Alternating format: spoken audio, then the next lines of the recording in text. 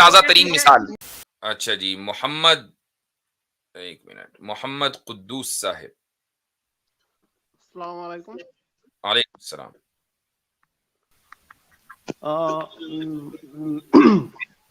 देखिए, मेरा एक सवाल थे कि सूरा अनफल का 1 नंबर आयत में लिखा है जो लूट का जो माल है। आप मुसलमान हैं, गैर मुस्लिम हैं, क्या हैं? मैं मुसलमान हूँ, लेकिन कुरान पढ़ते पढ़ते मुझे कुरान पे शक आ गया, इसलिए मैं कुरान आपको पे शक आ गया कि लूट का माल जो है वो अल्लाह और रसूल का कैसे हो, हैं? हाँ हाँ, हाँ, तो भाई यही मेरा सवाल है। तो आपने अनफाल, अनफाल के माने आप जानते हैं किसको कहते हैं? यसअलूनका अनिल अनफाल, ये सवाल करते हैं आपसे अनफाल का। अब आप देखिए, हमसे आप अनफाल के बारे में सवाल करने के लिए आ गए। मसलन एक मुल्क की हुकूमत ने अगर दूसरे मुल्क के ऊपर हमला किया और उस पर टेक ओवर कर लिया, तो क्या उस मुल्क के इकोनॉमी और उसके जो रिसोर्सेज हैं उसको इस्तेमाल करने और उसकी उसकी इजाजत उसको नहीं होनी चाहिए? मेरा ख्याल से तो लूटना ही गलत है, वो तो अच्छा, पहले से है। तो फिर आप और पैसिफिस्ट हैं, इसका मतलब नहीं। रुक जाइए, आपके ख्याल से कोई फर्क नहीं पड़ता, बात यह है कि दुनिया कैसे ऑपरेट होती है। सवाल यह दुनिया है कि अगर अगर, रुक जाइए, अगर आपको सुनना है तो सुनिए। जी मैं जी मसलन कोई एक मुल्क दूसरे मुल्क के ऊपर अगर हमला करता है, आप ये तो कह सकते हैं कि ये हमला जस्टिफाइड नहीं है, ठीक है। लेकिन अगर वो हमला जस्टिफाइड है, अगर वो हमला जस्टिफाइड है और वो कब्जा जस्टिफाइड है, तो क्या उस मुल्क के जो रिसोर्सेज हैं, क्या वो, चूंकि हुकूमत अब आपकी कायम हो गई, जिस मुल्क ने कब्जा किया उसकी कायम हो गई, तो रिसोर्सेज भी सारे उसी के कब्जे में आएंगे कि नहीं आएंगे? मेरा पहला सवाल तो कब्जा करना ही गलत है, नहीं, और किसने कह दूसरा दिया? वो किसने कह दिया? एक मिनट, तो फिर इसी पर बात करते हैं कि कब्जा करना सही है या गलत है। अब मुझे एक बात बताइए, आप कि दुनिया में अगर ईवल हो तो आप ईवल का मुकाबला कैसे करेंगे? ईबिल का मुकाबला कैसे करें? हम्म। ईबिल का मुकाबला ओ आप होते तो कैसे करते हैं, वो मुझे जानना है पहले। हम तो जंग से करेंगे, आप बताइए। नहीं, हमारे को तो गलत कह दिया ना आपने, अपना बताएं जी। आप बताइए। अगर हम डिफेंस के लिए लड़ेंगे, ऑफेंस नहीं। डिफेंस के लिए लड़ेंगे, ऑफेंस नहीं, फर्क बताइए दोनों में क्या है? ऑफेंस का मतलब होता है हम किसी पे कब्जा करने के लिए जाता है, कब्जा करता है। ठीक, ठीक। लेकिन डिफेंस का मतलब है जो हम पर कब्जा करने के लिए आएगा, हम उससे लड़ेंगे। ठीक, एक मुल्क आपके ऊपर कब्जा करने आ रहा, आपने लड़ाई की, उसको निकाल दिया, फिर उसने दोबारा कब्जा करने के लिए आप पर हमला किया, फिर दोबारा किया, आप हर मर्तबा डिफेंस करते रहे, तो आप तो हम बचेंगे नहीं, क्योंकि डिफेंस, आपके तो सारे रिसोर्सेज यहीं खत्म हो जाएंगे। लेकिन दूसरा सवाल यही है, नहीं, अगर दूसरा नहीं, ये इसी पे रहिए, इसी पे रहिए, दूसरे में क्या मतलब? हाँ हाँ, इसी पे रहिए कि अगर इसी पे एक मुल्क आपके ऊपर 5 मर्तबा 10 मर्तबा कब्जा करने के लिए हमला करे और मर्तबा डिफेंस करके उसको जाने दें, इसका मुस्तकिल इलाज ना करें, तो क्या होगा आपके साथ?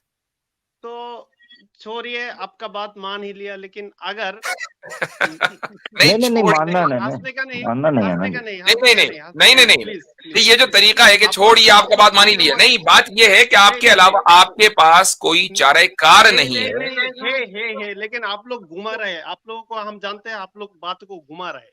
ओ मेरा भाई, सवाल यही अच्छा, है। इसके एक मिनट, इसका मतलब ये हाँ है बोलिए। कि आपको कुरान पढ़ते हुए ख्याल नहीं आया, आपको पहले से ही पता था हमने घुमाना है, तो आप इसलिए सवाल लेकर आए। आप तो इस तरह एंटर ये हुए हैं जैसे मैं बड़ी तहकीक कर रहा था, देखिए, मैं पता कंफ्यूज हो गया हूँ। आप लोगों को प्रॉब्लम यही है, आप लोगों को तो गुमराह भाई बना अगर रहे आप हैं, पहले घुमा से ही रहे हैं, कंफ्यूज बात हो, को मेरी घुमा बात रहे हैं। सुनो, एक मिनट मेरी बात सुनो, अगर आप पहले से ही आप लोग कभी कंफ्यूज भी हो, नहीं सीधा सीधा आंसर ओ नहीं भाई करेंगे, बोल, हम ओ भाई सीधा सुन तो ले, आंसर नहीं सीधा करेंगे। सीधा ही आंसर है। सीधा आंसर क्योंकि किया, आप आपके कह रहे पास हो चलो आंसर मान नहीं लेता है, हूँ, छोड़ देता हमको हूँ। पता है, आप लोग ऐसा आपने ओ यार, अगर एक मिनट, अगर ये सीधा सीधा आंसर नहीं है, तो फिर आपने ये क्यों कहा कि चलो मान लेता हूं? ये शोर डालना शुरू हो गए थे, मैं इनको कह रहा हूँ, आप जिस तरीके से एंटर हुए हो, आपने कहा मैं बड़ा सिंसियर, मैं तो कुरान रास्ते से जा रहा था, भेलपुरी खा रहा था, पता नहीं मुझे कंफ्यूजन हो गई तो मैं क्या करूं। भाई आप अब आ गए हैं कि फिनवे का जवाब लेने, आपको हजरत ने जवाब दिया, अब जब आपको लगा कि मैं तो कॉर्नर हो गया हूं हर जगह से, बात बन नहीं पा रही, तो आपने चढ़ाई शुरू कर दी, आप घुमाते हैं, आप ऐसे ही करते हैं। तो अगर पहले से ही पता था और शक पहले से ही पड़ा हुआ है तो भाई मासूम ना बनो, फिर खुल के आओ ताकि आपको उस तरीके से ट्रीटमेंट की जाए। ये फर्क समझे, ठीक है मेरा भाई? हाँ भाई, अब आप तो एक मोहम्मद कुद्दूस साहब, एक मिनट रुक जाओ, अभी रुक जाओ, यहीं रुक जाओ। आप मुसलमान हैं? हाँ मैं मुसलमान हूँ। नमाज जनाजा कैसे पढ़ते हैं? देखिए भाई, नमाज जनाजा मैं अकेला नहीं, ये देखिए भाई भी नमाज जनाजा का हिस्सा है, मुझे बता दीजिएगा शुरू कहाँ से किया आपने। देखिए भाई भी बोला जाता है। नमाज जनाजा कैसे पढ़ते हैं? ओके मैं बोल रहा हूँ, अगर यहाँ पे मैं नहीं बताऊंगा। 90% मुस्लिम जो करता है वो मौलाना नमाज जनाजा कैसे पढ़ते हैं? अब आप घुमा रहे हैं, अब इसको कहते हैं घुमाना, कि जब हमने डायरेक्ट क्वेश्चन किया तो आप 90% मुसलमानों की तरफ चले गए। यह है घुमाने की ताजा तरीन मिसाल। मैं जाता हूँ मौलवी के पीछे खड़ा हो जाती हूँ, वो जब अल्लाह अकबर जाता हूँ मौलवी के पीछे।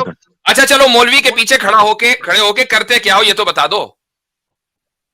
अरे भाई मैं तो अब जैसे अब ये मत कह देना कि चारपाई पर जाके उधर लेट जाते हैं। हाँ, ये ना कहना।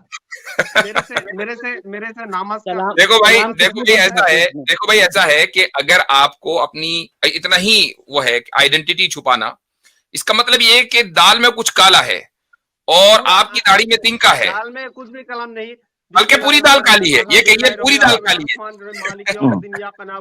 नहीं वो नहीं, स्क्रिप्ट नहीं सुनी। ये वाला सवाल अब हम करते ही नहीं है, क्योंकि हमें पता है कि लोग रट के आते हैं। एग्जैक्टली।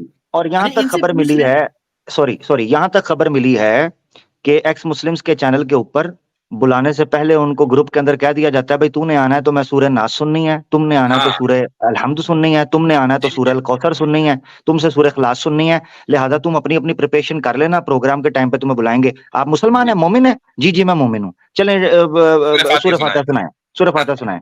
उसने पहले से प्रैक्टिस की होती है। तो भाई ये आप जो आपसे पूछा है वो बता दीजिए। मसला आमिर भाई उस वक्त होता है जब रट कर आओ कुछ और इम्तिहान में आ जाता है कुछ और। Out of syllabus. ये रट कर आया सूरह फातिहा, इम्तिहान में आ गया दूसरा सवाल। तो भाई अगर आप ये समझ रहे थे कि आपका पेपर लीक हो गया, अब तो मैं कामयाब हो जाऊंगा, ऐसा नहीं होता। हम तो ऑन द स्पॉट पेपर बनाते हैं भाई। अजीब बात हजरत चेक करें कि जब आपने कहा कि क्या पढ़ते हैं, कहता है मैं तो मौलवी के पीछे जाके खड़ा हो जाता हूँ। अच्छा, तो मौलवी साहब के पीछे जाके पढ़ते क्या है? जब आपसे ये पूछा आपने नहीं बताया, और उसके बाद कहा चले मैं नमाज का आप बता देता हूँ, तो अल्हम्दुलिल्लाह पढ़ी। तो जनाजे के अंदर क्या पढ़ते हैं आप? जनाजे के अंदर क्या कौमी तराना पढ़ते हैं? ओ भाई यही कुछ तो वो पढ़ कर सुनाना था ना वहां पर। इसलिए आपको पता ही नहीं है कि जनाजा और नॉर्मल नमाज के अंदर फर्क क्या है। इसको ये भी नहीं पता था। जी हाँ, इसको कुछ नहीं पता था। ये फंस गया नहीं, उसी अब अगली मर्तबा जो है ये नमाज जनाजा का तरीका याद करके आएगा, मैं कुछ और सवाल कर लूंगा इससे। ये अपनी जनाजा खुद ही पढ़ेगा।